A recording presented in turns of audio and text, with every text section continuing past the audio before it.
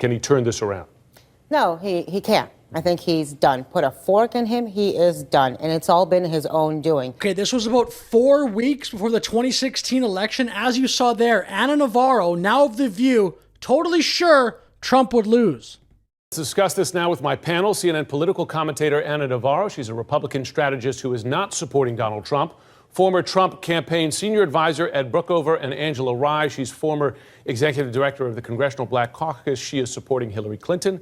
Thanks to all of you, as always, for being here. Okay, that's 3 people. One is for Trump, one is for Clinton. Is Anna Navarro supposed to be like the impartial voice in this clip? Oh, just the Republican who happens to be against Trump. I've never heard Anna Navarro say anything that aligns with the Republicans. To you and to everybody like you, consider coming over. Let me ask you. We need to stay in the Republican Party. But you've already gone. But I'm Because just saying. people, no, actually, I was a Republican when the president you support was a Democrat. And I was a Republican when the president you support was an independent. If you're a Republican, I'm Luis Fonsi. Maybe you are Luis Fonsi. You can start singing Despacito here. But I am a Republican. I supported Ronald Reagan. I've supported every single Republican nominee for president. And donated to every. So has the Menendez. Yeah, I supported Bob Menendez. Debbie You know what? Wasserman So Schultz. did Jared. Anna Navarro, Mr. Trump, as part of the confidence that we hear from Ed here, he's counting to, he's looking at the Republican primaries. Look how well I did there. I can get these folks together. I can win this. Looking at the numbers now, do you believe it? Do you believe that? Can he turn this around?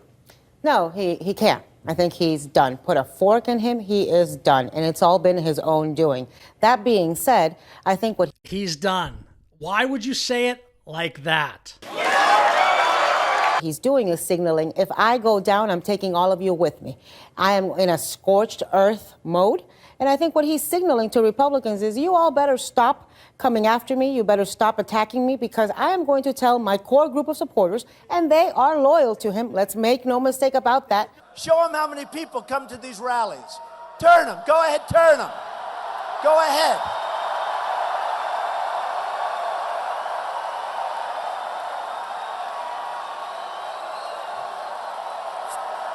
Not to vote for you down ballot, and I'm going to make life very, very difficult for you. So this is what you're seeing right now from Donald Trump is called hostage taking of other Republicans that are down ballot from him. And Republicans... How did the election go? Because we all know Trump won. To look at our map over there and the red that's shaded in, and this is a map that is much wider red than we ever anticipated this morning. We were looking at this. He won Florida. He won Ohio. He won Pennsylvania, the great white whale of American Republican dreams of landing. I think we also all know, for the most part, Republicans won the Senate and the House. Paul Ryan, of course, has his own agenda to push, but first he has to secure his position as Speaker. To do that, he's going to need the blessing of Donald Trump. They do have majorities now, though, in the House and the Senate and the White House. What is with all the confidence here? Trump's going to hurt all these other Republicans. In a very difficult situation, because on the one hand, they've got to wrestle, many of them, with their own conscience and their own principles, and on the other hand, with the political realities. It is not an easy cat to skin. The political realities. For the first time ever anywhere, the 45th President of the United States of America, Donald J. Trump. On this note, or this idea that it's lost, and maybe he knows that it's lost, some of his language has struck me. He said today, whether I win, lose, or draw, he's talking about a movement as opposed to a win. Is there, in that language, do you sense him setting up his supporters for a scenario where he loses, but there's still something that he brought together and only he can lead? Well, I think Remember when they were talking back then about like Trump TV?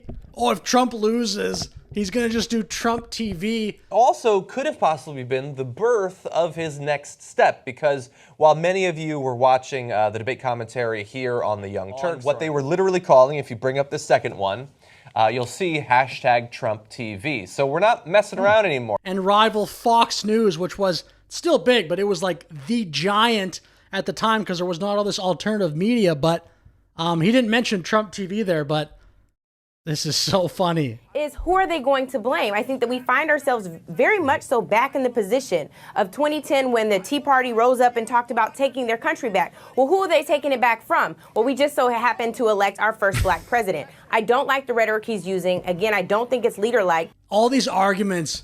Can Trump not criticize Obama then? Who's he taking it back from?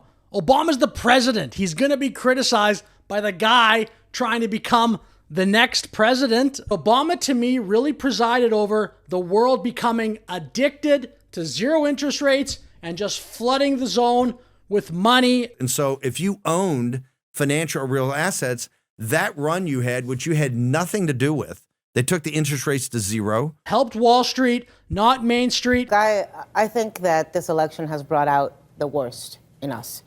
I think that the division, the hostility, the anger, the hatred out there is something that's going to need to be addressed come November 9th. Half of Trump supporters into what I call the basket of deplorables. We are going to have to come to Jesus. We're going to have to sing Kumbaya, not only as a Republican Party, but as an American people. We cannot continue this dramatic polarization of the American people. Now it's time for America to bind the wounds of division. Have to get together. I think the next 3.5 weeks are going to be extremely challenging. We are going to see a Donald Trump who at this point sees himself in a corner, has nothing to lose, thrash around like a shark with a seal in its mouth. And there's a shark that's approximately 10 yards over there. By the way, a lot of shark attacks lately. Do you notice that? A lot of shark. I watched some guys justifying it today. But it's up to us to then have the healing come around after November 8th. So the question is, what are the 3.5 weeks or more after the election? Ed, will your candidate, Trump, let's say he loses, I'm leaving that coffin. That's genuine. Like, that is 100% confidence that after Clinton wins, the country's going to have to heal. What about the other scenario? In an astonishing victory, Republican Donald Trump has become the 45th president-elect of the United States. It'll be interesting to see if the tone he strikes today is about not making America great again, but part of that greatness, bringing what brings us together. Feeding to this anger and this frustration in Washington are some of the emails leaked by WikiLeaks that get inside the private communications. Here they talk about all the leaks that happened in 2016 from WikiLeaks. This was a massive deal in 2016. Almost every day, WikiLeaks has been releasing another batch of several hundred to several thousand emails. There is so much, we have a team of producers to go through each email looking for news.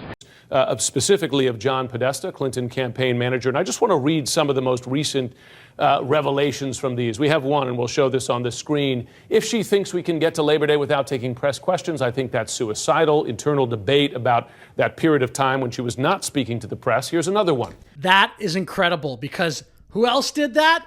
Kamala Harris. Michael, I'm sure this is not going to be the first time you've heard this question, but the Trump campaign is also going after the vice president for not doing enough interviews, for not holding a press conference.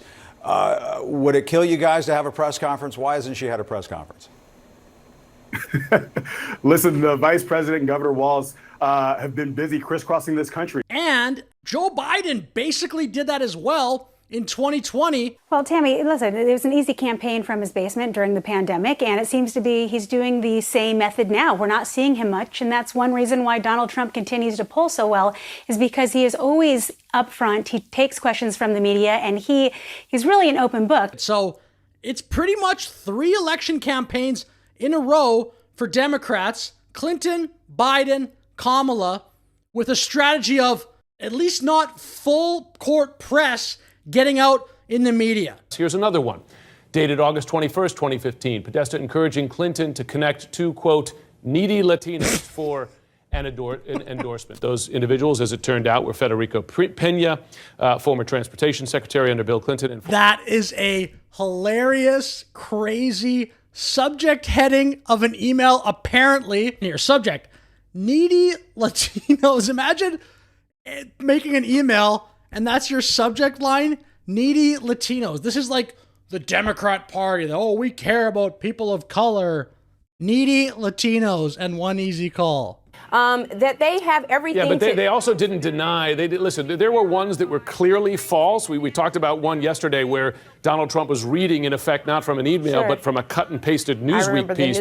But there's been no challenge to the content of these specific emails. Sure, but they also have not acknowledged that they're their emails. But this is what I'm going to tell you regardless, Jim.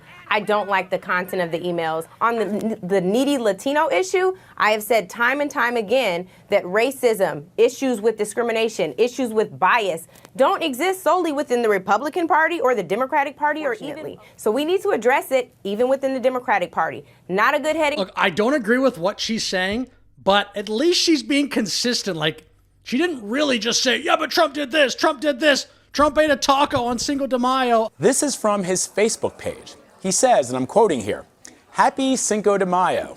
The best taco bowls are made in Trump Tower Grill. I love Hispanics."